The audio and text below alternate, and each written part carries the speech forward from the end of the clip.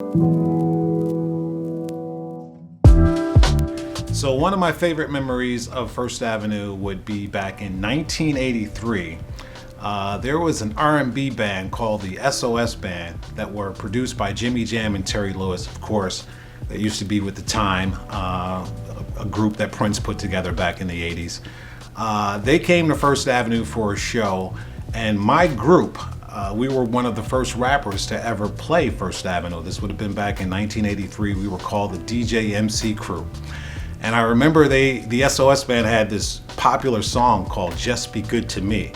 And me and my crew, we worked on this skit where it was probably 3 minutes long, and we were using the SOS Band's music, Just Be Good to Me, and we had like an intro, we had some rap lyrics that we were gonna do over this particular beat.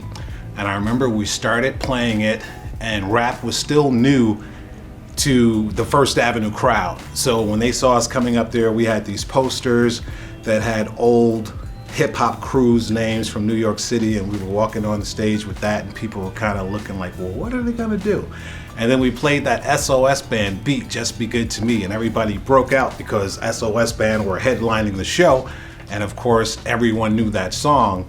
So as we started rapping over this particular instrumental of this song, the leader of the SOS Band, he comes out to the side of the stage. You know, at First Avenue, the stage is there, and the room is there, the back room is there. He comes from the back room to the stage, and he's like, no.